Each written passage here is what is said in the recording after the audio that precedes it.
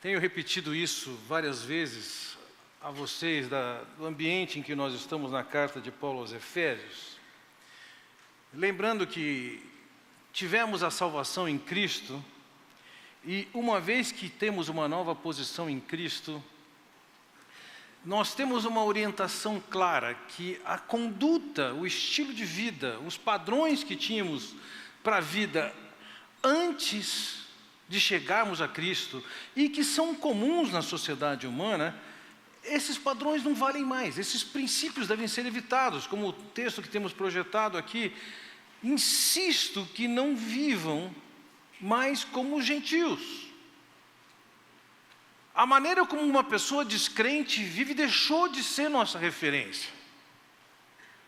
Há mudanças que se fazem necessárias na vida. Pensando e considerando o fato de que nós estamos perto de uma virada de ano, é natural considerarmos aqui o que nós queremos de mudança, o que propomos no próximo ano. Mas como essas coisas vão acontecer? Há uma expectativa no coração humano de que as coisas aconteçam de maneira que, soberanamente, maravilhosamente, de um dia para o outro, de um momento para o outro, de um estalar de dedos, as coisas aconteçam em nossas vidas e de repente estamos santificados. Como seria interessante se fosse assim? E eu diria, há muita gente que acredita nisso, é que Deus vai estalar um dedo e de repente a nossa vida passou por uma mudança bastante grande. O que eu tenho colocado para os irmãos, desde que estudamos Efésios capítulo 4, versículos 22 a 24, é que existe um processo de mudança. Não é num instante, não é num momento. O processo de mudança passa por despojar-se, renovar a mente e revestir-se do novo homem. É um processo. Entretanto, eu diria, nós constantemente somos bombardeados com a ideia e com a expectativa, e por vezes eu escuto supostos testemunhos de que de uma maneira instantânea Deus agiu e a vida foi transformada. Dias atrás eu tropecei num vídeo e eu gostaria que nós assistíssemos esse vídeo agora, que fala um pouco, demonstra um pouco dessa expectativa e dessa visão de santificação instantânea. Vamos assisti-lo. Isso aqui é o orégano, tá vendo?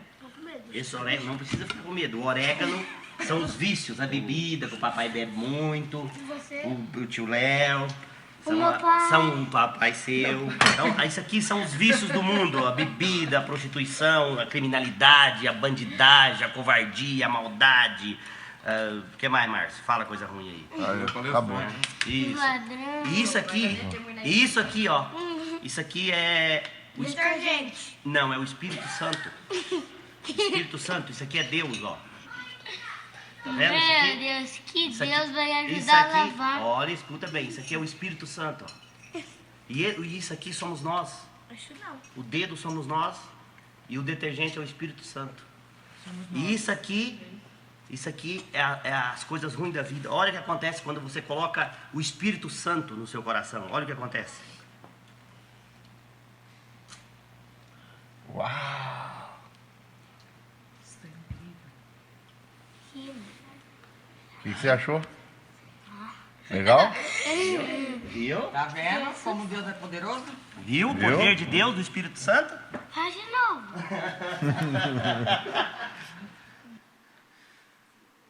Alguns de vocês estão querendo que eu faça de novo isso, né? Uau! Essa é a melhor ilustração que eu já vi de uma teologia equivocada na área de santificação. Não tem uma ilustração tão boa. Ela é tão boa para ilustrar o que não é verdade, que eu chamaria isso de uma desilustração. A minha expectativa com vocês nessa tarde é considerarmos o processo de santificação numa área da vida e percebermos que a ação do Espírito de Deus não é dessa maneira como se fala, ele toca e tudo muda, como eu gostaria de dizer que o inverso é verdade. O quê? Que o meu pecado afeta o espírito. Entristece o espírito. Então essa expectativa de um toque milagroso, uau, faz de novo. Aliás, se fosse tão eficiente, não ia querer que fizesse de novo, acabou. Existe um processo, e esse processo agora contempla uma outra área da vida com a qual seguramente nós temos a nossa familiaridade. Vamos olhar qual que é? Vamos assistir esse pedacinho aqui no início.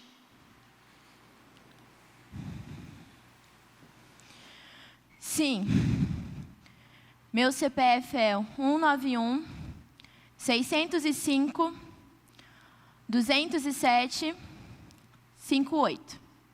Não, 58. Meu endereço? Para que você quer meu endereço? Eu liguei para resolver um problema do meu celular, você não precisa do meu endereço para isso. Querido, eu sei que há um problema aí de oscilação. Olha aqui, eu estou ligando a 4ª vez só hoje, tá bom? Por quê? Porque vocês simplesmente não resolvem o meu problema. Eu já falei, o meu 4G simplesmente para de funcionar durante o dia. Você pode me ajudar? Eu sei também. Problema de rede, problema de oscilação. Isso não é um problema meu, é um problema de vocês. Meu filho, será que você pode chamar o seu supervisor? Porque olha aqui, eu preciso de alguém que resolva o meu problema, que certamente não é o seu caso. Vai passar para ele? Tá bom. Oh, mas você quer saber? Eu já perdi tempo demais com isso, outro dia eu ligo de novo. Oi, amor. Oi, querido, tudo bem? Falando com uma amiga? Amiga? Não, falando com a mula do operador do call center.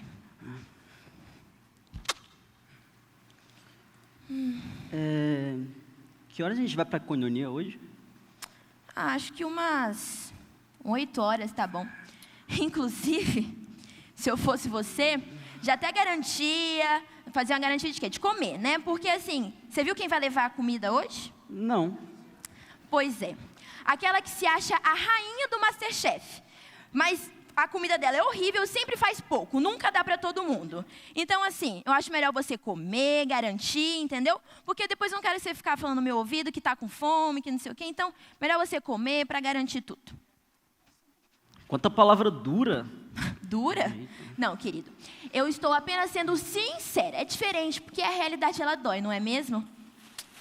Então tá bom, então eu vou ali na cozinha comer alguma coisa, já que, né? Aliás, o Fernando investiu nessa peça, hein?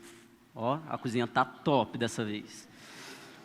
Mas, amor, você comprou aquele requeijão que eu te pedi? Tem um mercadinho na esquina do seu trabalho e outro supermercado no caminho até em casa. Ah, isso quer dizer que você não comprou, né? Não. Não quer dizer que eu não comprei. Quer dizer que a sua mãe te mimou demais e que você não consegue resolver os seus próprios problemas.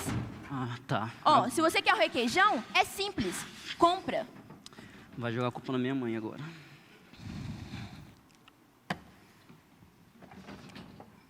Você precisa de ajuda aí? Quer saber? Eu quero. Você poderia muito me ajudar se você não jogasse resto de comida na pia. Que aí eu não precisaria ficar desentupindo a pia todo mês, entendeu? Seria ótimo. Ah, inclusive, você lembrou de comprar a soda cáustica? Isso daqui foi o requeijão que comprei lá no mercadinho, do lado, lá perto do meu trabalho, sabe? Aí eu jogo na pia e ele desentope a pia, você acredita? Nossa, é perfeito, você tinha que experimentar. Ah, então é isso, né? É isso. Eu vou aproveitar que a gente está aqui num clima, vamos para a coinonia daqui a pouco, né? Eu vou ler aqui o para você, acho que é bom, né, relembrar. Olha, Efésios 4:29. Nenhuma palavra torpe saia da boca de vocês, mas apenas a que for útil para edificar os outros conforme a necessidade, para que conceda graça aos que ouvem. Você não precisa falar assim comigo, não é a palavra de Deus aqui, ó, você tem que ouvir, seu cavalo. Mas já cansei. Quer saber de uma coisa? Eu vou me arrumar, você se vira aí com essa pia. qualquer semelhança não é mera coincidência. O texto que nós vamos contemplar hoje é Efésios capítulo 4, versículos 29 e 30. No 29, mais especificamente, ele diz: não saia da vossa boca. A questão aqui é, o que é que nós falamos? Como falamos? Quando falamos? Será que nós temos noção de quão estratégico e fundamental é o que nós falamos e como falamos?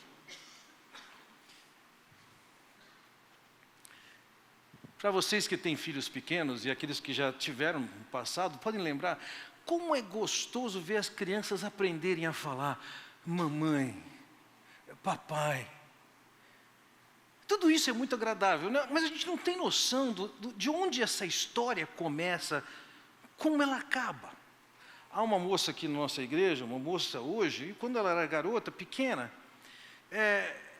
sua mãe chegava em casa e disciplinadamente ia para a esteira. A esteira era a maneira de equilibrar sua condição física. Então a sua mãe chegava em casa e ia para a esteira e a criança ficava pedindo, a moça hoje da igreja aqui, ficava pedindo para a mãe: ô mãe, para de rodar, de correr na esteira, vem brincar comigo, vem brincar comigo.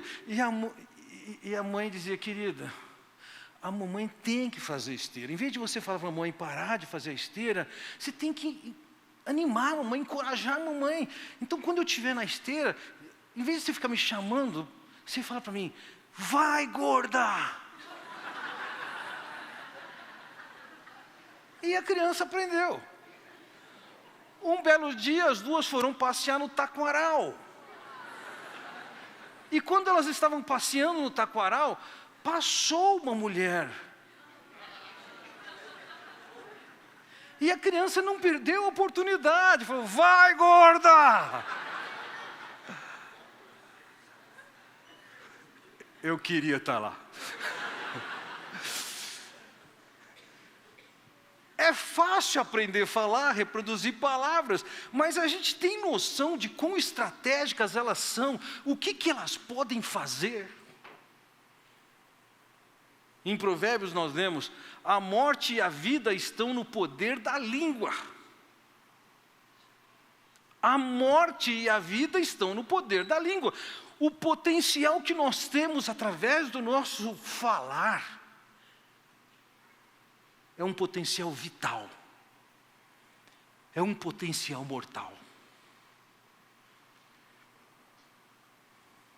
Em Provérbios também, no capítulo 6, o texto nos diz que 6 coisas minha alma detesta, Deus está falando, e a 7ª minha alma abomina, ou seja, entre aquilo que Deus detesta e abomina, estão,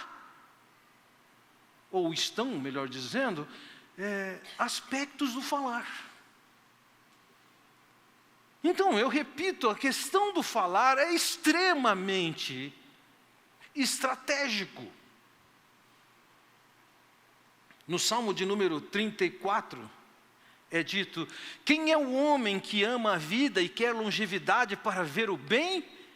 Refreia a tua língua do mal e os teus lábios de falarem dolosamente. Veja, o ter uma vida de qualidade depende do que você fala. Uma língua maldosa compromete a qualidade da vida de quem fala. Lábios que não reproduzem a verdade ou que induzem a pessoa a uma compreensão enganosa, comprometem a qualidade de vida de quem fala. E pensando nesse aspecto estratégico do falar, Tiago diz: todos tropeçamos de muitas maneiras, se alguém não tropeça no falar, tal homem é perfeito, sendo também capaz de dominar todo o seu corpo. Alguém que controla e domina a sua maneira de falar é alguém que, conforme Tiago, alcançou a maturidade máxima. É capaz de dominar todo o resto do corpo. Um pouquinho mais adiante, Tiago diz: assim também a língua é um fogo, é um mundo de iniquidade colocada entre os membros do nosso corpo, contamina a pessoa por inteiro, incendeia todo o curso de sua vida, sendo ela mesma incendiada pelo inferno. Observe as colocações que ele faz aqui acerca do que é a língua. Ela tem capacidade de pôr fogo, de contaminar a pessoa por inteiro, o curso da vida. Então nós não podemos considerar a questão do falar como uma questão de menos importância, quando a Bíblia coloca essa questão de falar como absolutamente central e estratégica. Mexe com a qualidade de vida. Mexe com o destino da pessoa a quem você fala. Minha expectativa com vocês hoje é justamente transmitir essa ideia de quanto que é fundamental considerarmos a questão da maneira, o que, quando falamos. Por quê? Porque a boca reflete melhor que qualquer órgão do corpo o que se passa no coração do homem. Assim, eu quero passar para vocês nessa tarde 3 princípios que nós devemos considerar para que o nosso falar agrade a Deus. São simples assim, 3 princípios. O primeiro deles qual é? O princípio de não proferir qualquer palavra. Vejam, no mundo da impiedade, as pessoas entendem que elas podem falar o que quiser, quando quiser e como quiser. Esses são os parâmetros da sociedade humana. O que quiser, quando quiser, como quiser. Mas o texto nos diz o seguinte: não saia da vossa boca nenhuma palavra torpe. Vamos contemplar esse primeiro ponto que tem a ver com Efésios 4:22, que diz: despojai-vos do velho homem. Olha lá, de novo, a questão da santificação passa por um processo, conforme apresentou no 22, 23 e 24. E a primeira parte que começa aqui é: você tem que se despojar, tem que se livrar de uma prática que ele chama aqui de falar torpemente. O que é isso? A palavra aqui traduzida para torpe na língua grega, ela foi empregada para descrever coisas estragadas. Na literatura antiga se encontra essa palavra associada a flores que murcharam e se estragaram, a madeira que se estragou e a peixe que se estragou. Então ele está pegando essa figura que descreve um material que é estragado para falar sobre que tipo de palavra não pode sair da nossa boca. No texto paralelo de Colossenses 3:8, a carta aos Colossenses é uma carta irmã da carta aos Efésios. Ele troca um pouco mais em detalhes o que pode ser essa palavra torpe. Veja, ele diz assim: mas agora abandonem todas essas coisas: ira, indignação, maldade, maledicência, linguagem indecente no falar. Então, aparentemente, eu diria, dentro de Colossenses, nós temos 2 expressões que podem descrever um pouco mais, e ainda que restritas, naquilo que é torpe. No caso aqui, falar mal dos outros. Ficar descrevendo para outros o que outras pessoas fizeram de errada, o que outras pessoas fizeram que é reprovável. No caso aqui, ele considera aqui uma linguagem indecente. E, meus irmãos, isso vai passar pelo tipo de piada que nós nos sujeitamos ou sujeitamos os nossos ouvidos e, consequentemente, o nosso coração, e que nós vamos passar para frente. Isso vai contemplar a conversação sobre aspectos marcados pela imoralidade. Mas isso não está restrito a isso. A palavra torpe, à luz do que nós vamos entender, principalmente no segundo ponto, ela é muito mais ampla que isso. Uma palavra dura que humilha a outra pessoa, ela também é uma palavra torpe. Conta-se uma história de um diálogo que teria ocorrido com Nancy Astor. Ela foi a primeira mulher que foi primeiro-ministro da Inglaterra. Ela foi contemporânea de Churchill. E ela era um desafeto político de Churchill. Alguns historiadores dizem, e outros dizem que isso não aconteceu. Mas alguns historiadores dizem que, em certa ocasião, essa Nancy virou para o Churchill e disse: Sir Winston, se eu fosse sua esposa, eu colocaria veneno no seu café. Ao que ele respondeu para ela: Nancy, se eu fosse seu marido, eu tomaria esse café.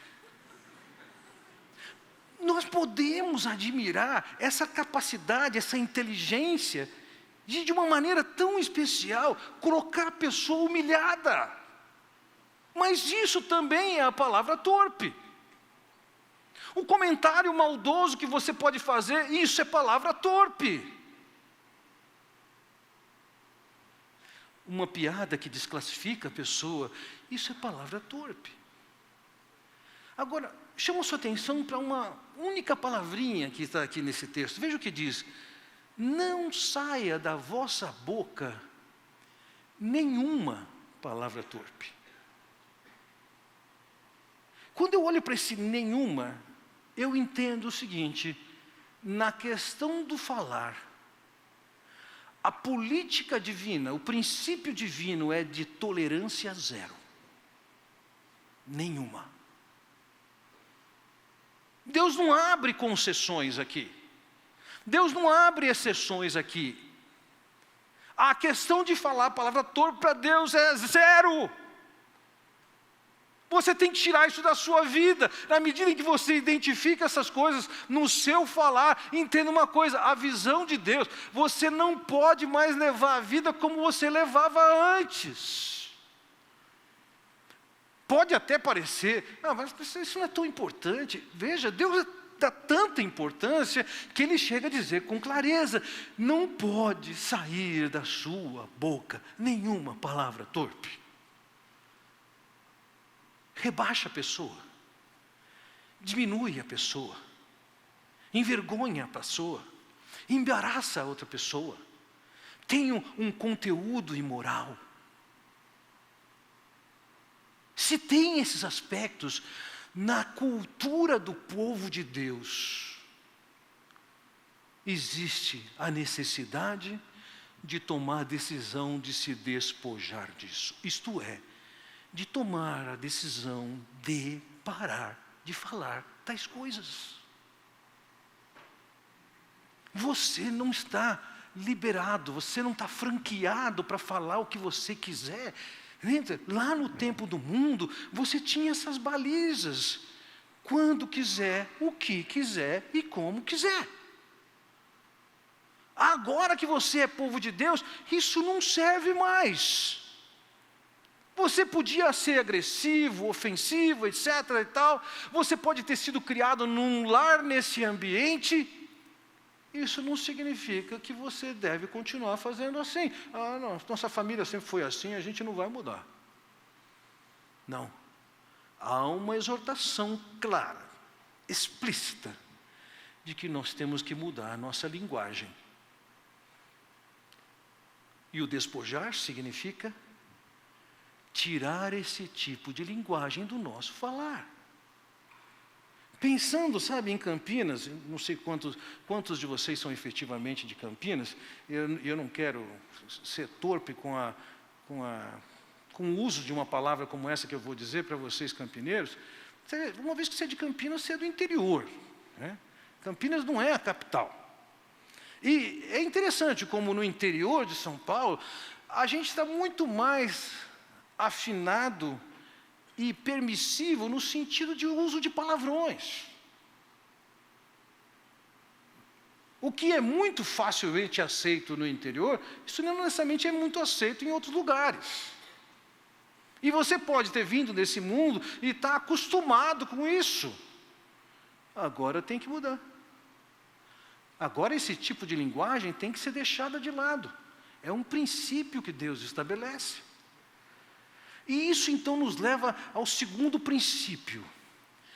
O princípio de proferir a palavra boa. Vejam, se enquanto você é um descrente, o balizador da sua fala é o que quiser, quando quiser, como quiser, agora quando a gente olha para as instruções de Deus do que deve substituir isso, Ele estabelece também outros 3 balizadores. Veja o que ele diz aqui. Não saia da vossa boca nenhuma palavra torpe, e em contraposição ao nenhuma palavra torpe, agora ele diz unicamente. A palavra torpe que foi deixada, ela precisa ser substituída pela palavra que ele passa a descrever aqui. Não existe negociação entre uma e outra, é 0 de tolerância aqui. E aqui ele diz, aqui você tem que falar unicamente. E aí ele estabelece 3 balizas que devem nos servir na maneira como nós falamos, tratamos os outros, contamos uma história, etc. Quais são essas balizas? Veja, ele diz aqui, e sim unicamente a que for boa para a edificação. Isto é, ao abrir a sua boca, por exemplo, na conversa com o seu filho, na conversa com seu pai, na conversa com a sua esposa, com o seu marido, até quando você estiver conversando no helpdesk da companhia de telefone. Como é que nós vamos falar? A primeira baliza que ele apresenta aqui é que a gente tem que falar somente o que é edificante. Isto é, efetivamente isso contribui para o crescimento da outra pessoa.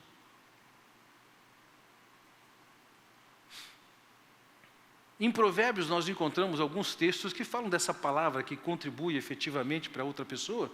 Por exemplo, em Provérbios capítulo 10, versículo 12, 18, diz, a língua dos sábios é medicina.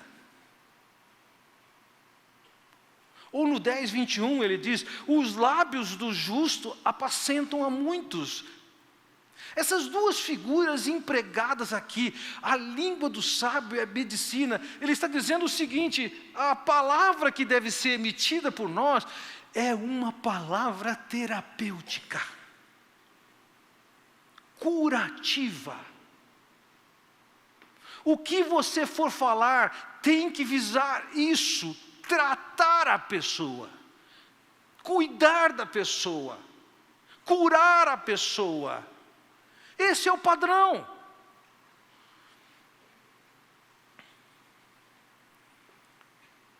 Mas ele também diz, a palavra que sai da sua boca, ela deve ser nutridora. Ela alimenta a pessoa. A partir do que você coloca para ela, ela cresce, isso é importante para ela. Então veja, como baliza da nova vida em Cristo, e meus irmãos, isso não vai acontecer automaticamente. Não é o dedinho molhado no detergente que vai fazer com que tudo mude de um momento para o outro. Apesar de já ter ouvido testemunhos dessa forma, meus irmãos, não existe nas Escrituras essa instrução, esse reconhecimento, essa norma de que é uma ação que Deus toca na sua vida e está tudo mudado. É um processo em que você deixa de falar aquilo que é ofensivo, nocivo, destruidor, e substitui isso agora por alguma coisa que traga cura, que alimente a pessoa. Eu não estou querendo dizer com isso que nossas palavras têm que ser marcadas pela doçura. Não, veja lá. Mesmo em Provérbios lemos: melhor é a repreensão franca do que o amor encoberto. Faz parte da palavra que edifica uma repreensão. E tenho certeza, nenhum de nós aqui gosta de ser repreendido. Alguém aqui gosta? Ninguém gosta. Mas nós precisamos ser repreendidos. E é difícil nós sermos repreendidos e gostarmos. Muitas vezes, quando tem que conversar com alguém, numa conversa que tem a tônica da repreensão, eu preciso pedir para a pessoa: vamos fazer um acordo. Você ouve o que eu estou te falando, daqui uma semana responde, dê tempo para você pensar, porque se você reagir agora, eu já sei que você vai ficar se defendendo. A palavra que edifica, ela não significa a palavra docinha, ela pode ser uma palavra dura, ela pode ser uma palavra áspera, ela pode ser uma palavra desagradável a princípio para ouvir, mas é a palavra que a gente tem que ouvir.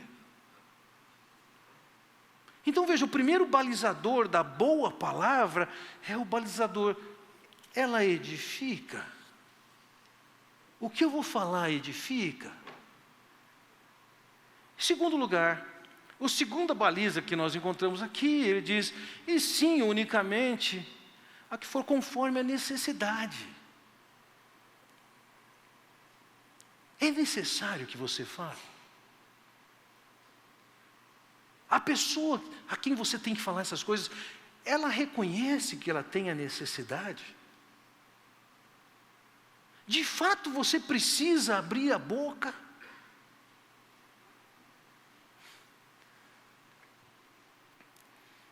Eu estou caminhando para completar 38 anos de pastoreio. E algumas vezes eu já me arrependi de não ter escrito um livro das frases fantásticas que eu ouvi do povo de Deus falar para o povo de Deus. Ia dar um livro enorme. Vou contar algumas delas para vocês que eu tenho ainda guardado na memória que me resta. Um amigo nosso estava no hospital, aguardando cirurgia. Está ali no leito.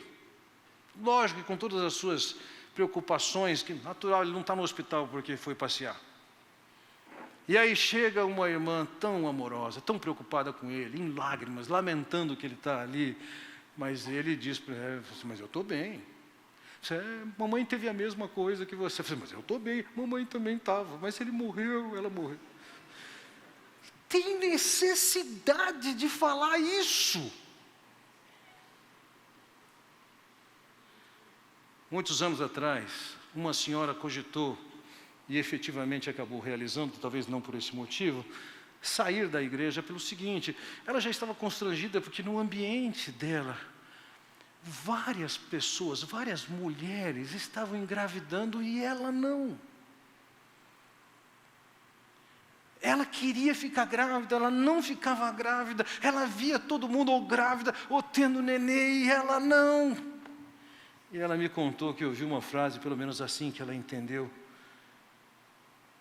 que porque ela não conseguia engravidar, alguém disse para ela: eu estou decepcionada com você. Tem necessidade. Qual a necessidade que alguém teria para você falar esse tipo de coisa?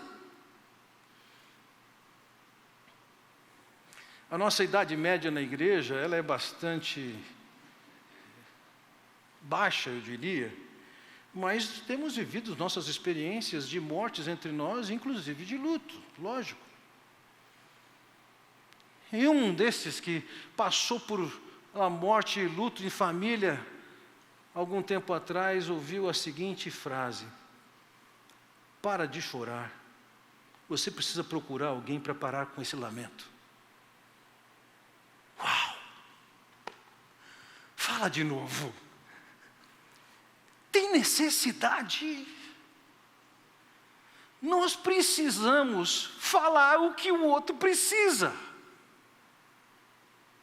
Não faz sentido mandar alguém calar a boca numa situação de sofrimento natural.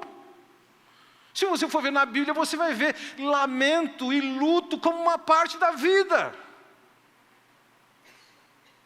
Não tem nenhuma orientação das Escrituras em que essas situações terríveis nós vamos tirar de letra e não vamos sofrer com elas. Tem necessidade de você falar o que você está pensando em falar? Veja, em Provérbios nós lemos: o que muito abre os lábios, a si mesmo se arruína. Ou, no muito falar, não falta transgressão. Você não precisa falando porque você tem um problema de incontinência verbal. O critério de você falar não é a sua incontinência. O critério de falar é, do outro lado, há a necessidade de falar. É preciso que seja dito.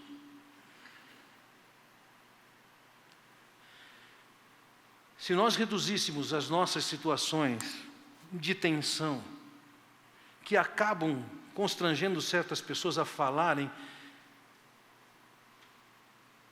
se nós restringíssemos a chegar perto dessas pessoas e dizer: estou orando por você, dar um abraço, um tapa no ombro, simplesmente ficar perto, meus irmãos, isso é de tanto valor, isso é necessário.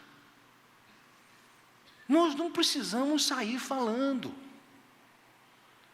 nós precisamos parar para atentar para a necessidade da pessoa e trabalhar a partir da necessidade da pessoa. Veja, o homem se alegra em dar a resposta adequada, e a palavra a seu tempo, quão boa é.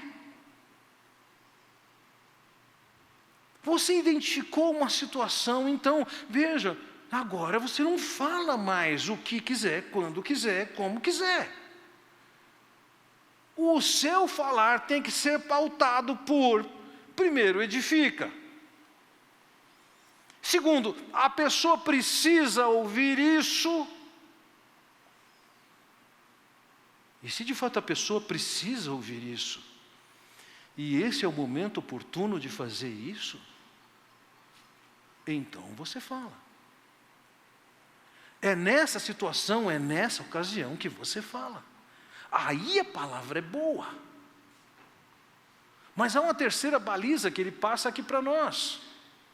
Veja o que ele diz. Voltamos ao versículo 29. Não saia da vossa boca nenhuma palavra torpe, sim unicamente a que for boa para edificação, conforme a necessidade, e assim transmita a graça aos que ouvem. A palavra é agraciadora.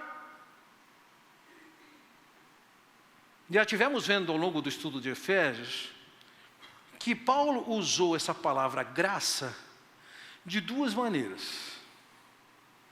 A primeira delas, a palavra graça significa, sempre de modo geral, e em toda a literatura você vai encontrar essa definição, é um favor que você não merece. A segunda que ele usou no capítulo 4, no início do capítulo 4, a graça ali significa habilitação, capacitação. Então a posição e a instrução que Paulo está passando aqui é que ao nós falarmos, nós estamos favorecendo a pessoa, mesmo que ela não mereça. Ao falarmos com o que nós dizemos, nós estamos capacitando essa pessoa, habilitando essa pessoa para a necessidade que ela tem. Então veja, isso é diferente daquilo que você fala quando você quer, como você quer. A linguagem aqui que ele marca é, você a partir de agora tem que falar unicamente, é o que edifica, é o que é necessário, e é o que transmite graça. Essas são as novas balizas. Você tem uma conversa quente para ter com seu filho, essas são as balizas, não é o que, quando e como quiser. Você tem uma conversa importante para ter com o seu cônjuge? Ótimo.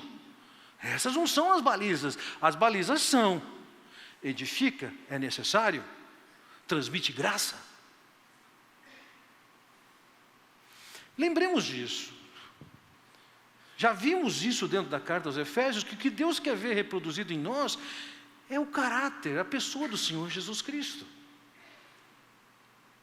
E quando nós vemos a pessoa do Senhor Jesus Cristo, nós vamos perceber o quão cuidadoso, criterioso foi o seu falar. O profeta Isaías nos diz: o Senhor Deus me deu língua de eruditos, para que eu saiba dizer boa palavra ao cansado. Veja, anunciando previamente a vinda do Senhor Jesus Cristo, ele descreveu o Senhor Jesus Cristo como alguém que sabia dizer boa palavra ao cansado. Alguém que tinha o cuidado, a necessidade, edifica, agracia. Os relatos da sua vinda são ditos o quê? Todos lhe davam testemunho e se maravilhavam das palavras de graça que lhe saíam dos lábios.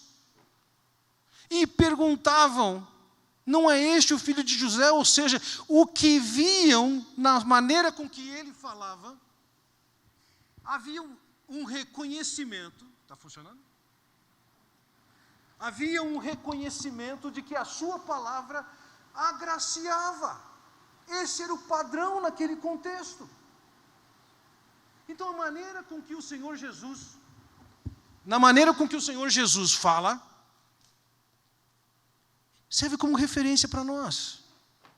Não é mais, então, o que, quando e como eu quero. Agora é: edifica, é necessário, transmite graça.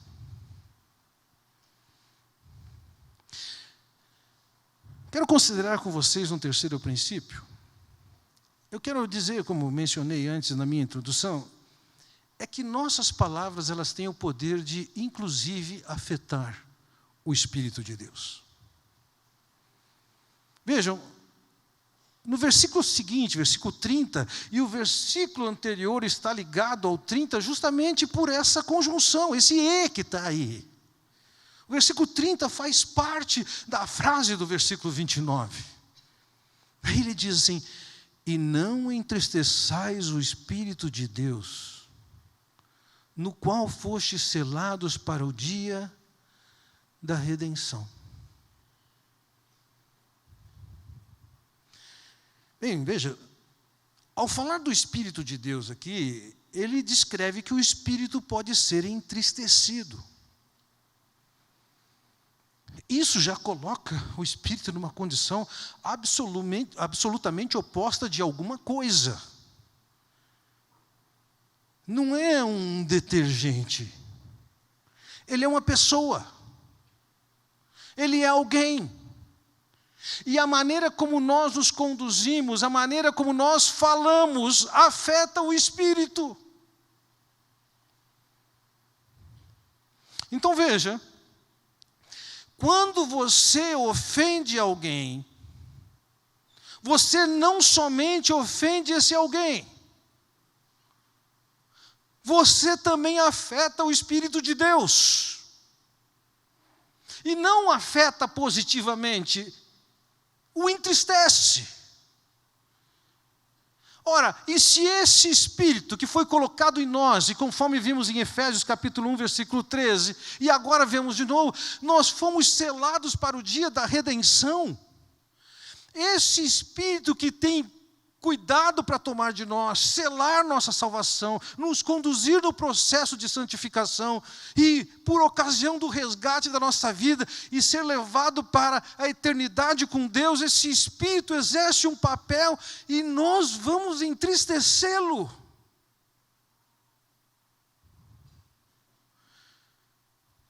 Então eu quero dizer que as palavras torpes que nós soltamos, elas são como um bumerangue. Ela ofende o outro, ela afeta o espírito e ela volta para mim.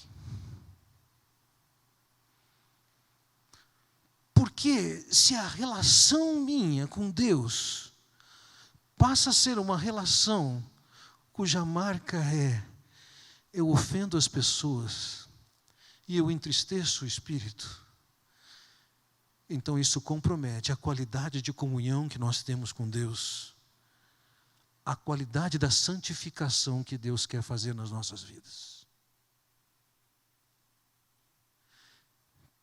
Percebe o quão estratégico é? Não são simples palavras. Não é qualquer coisa. Com as palavras que nós emitimos, nós podemos efetivamente ofender alguém, entristecer alguém, reduzir alguém, humilhar alguém, depreciar alguém, destruir alguém. Mas não fica só nisso. Isso vai afetar efetivamente o Espírito de Deus e a sua relação com o Espírito de Deus. Se esse Espírito está agindo para o dia da redenção, e alguns consideram que de duas maneiras o Espírito estaria trabalhando para o dia da redenção, primeiro seria no dia a dia da nossa santificação, e poderia ser, e creio que seja isso, principalmente olhando para o fato de que um dia nós vamos ser resgatados e levados pela eternidade com Deus.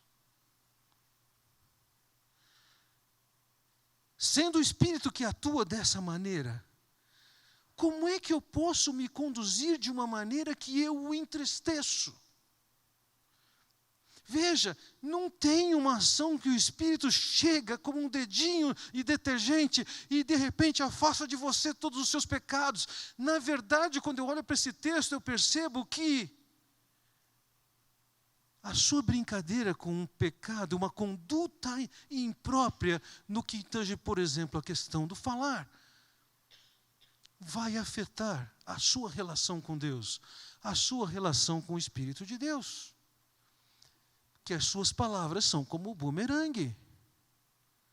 Elas podem afetar alguém, mas elas afetam também o Espírito de Deus e, consequentemente, você. Bom, isso nos leva, ou me leva à conclusão com vocês, que cuidados que nós temos que tomar. Vejam, nós já vimos isso antes, mas vale a pena ver.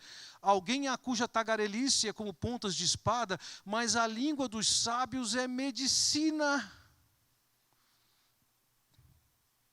O alvo de Deus para nós é que no nosso falar nós sejamos curadores, terapêuticos.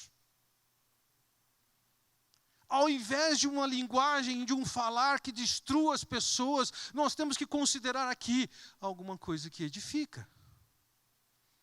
Ao invés de falarmos o que desvaloriza as pessoas, nós precisamos valorizar as pessoas. Ao invés de falar a palavra que constrange, cabe a nós falarmos a palavra que é oportuna. Lembre-se disso. Não é somente você e seu irmão quando você está falando disso. Se você está sendo ofensivo, o Espírito de Deus está envolvido nisso e quem vai levar o prejuízo é você.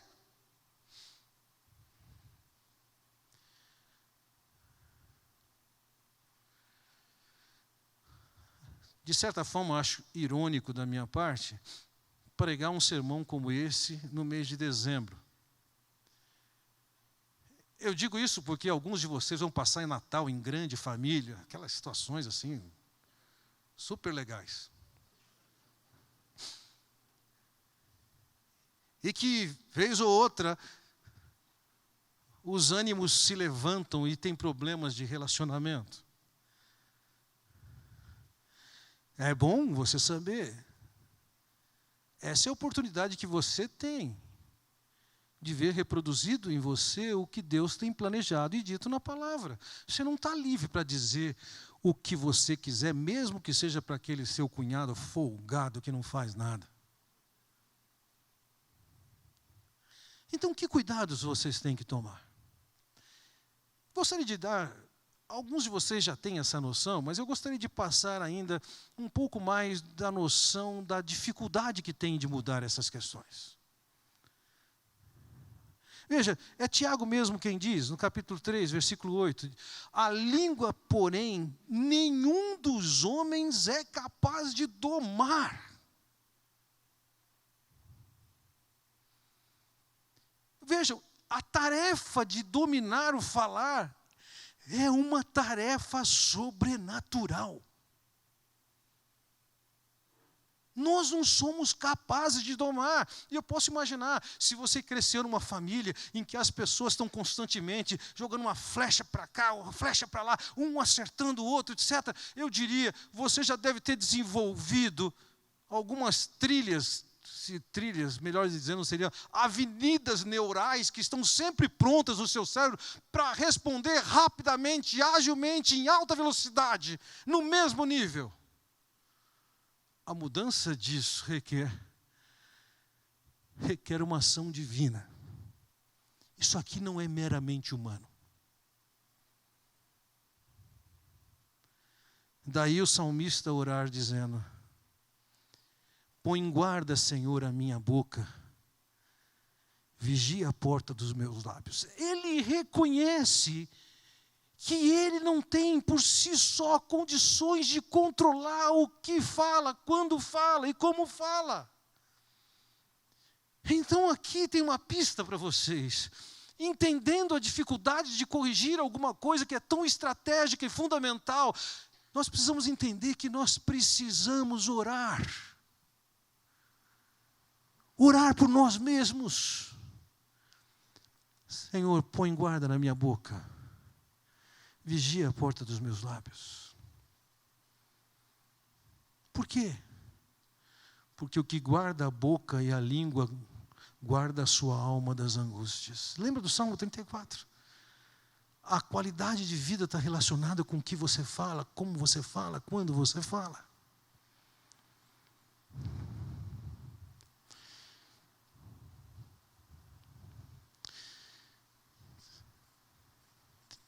Tenho certeza absoluta, se não todos nós, uma boa parte de nós, ao ouvir essa mensagem, pôde lembrar de situações distantes no passado, ou próximas, bem recentes e fresquinhas, em que você esteve negligenciando esses princípios. Eu queria que você curvasse a sua cabeça agora, silenciosamente, confessasse esse pecado para Deus, do mau uso, da má aplicação da palavra nos seus relacionamentos.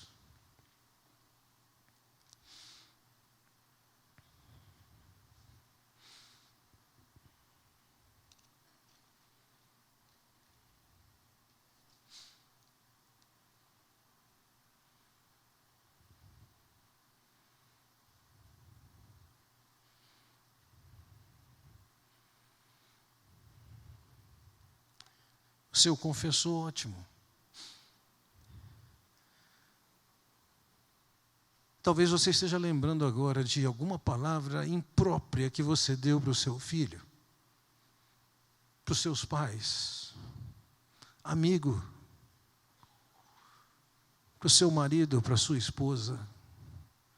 Talvez isso já tenha sido alvo da sua oração e da confissão aqui. Agora decida e defina, seja com um bilhete, seja com uma mensagem, seja presencialmente, peça perdão para essa pessoa que você ofendeu. Se livre disso, se despoje disso, tire essas roupas sujas.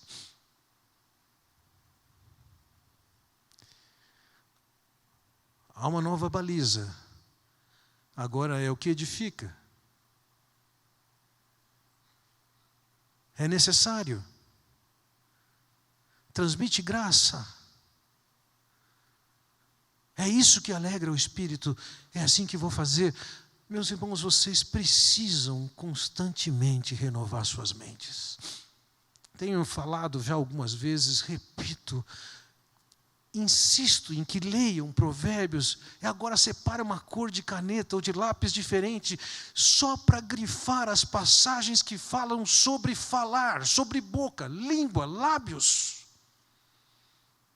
E identifique a maneira que a sua mente deve ser mudada, os novos parâmetros, os novos padrões, os novos modos, e busque no Senhor a aplicação disso. Se despoja, renova sua mente e coloca em prática. Entendeu? Vamos orar. Pai Celestial, quero te agradecer pela oportunidade que temos de olhar para a Tua Palavra e seguramente sermos confrontados por Ti, por verdades tão acima dos padrões que nós mesmos possamos produzir. Ó Pai Celestial, quero te pedir que o Senhor trabalhe com o Teu povo aqui, aperfeiçoando, transformando a sua vida, conduzindo-os num processo de santificação, em que envolve uma grande mudança no jeito de falar, o quando falar, o que falar. Eu oro, Pai, em nome do Senhor Jesus Cristo. Amém. Deus os abençoe.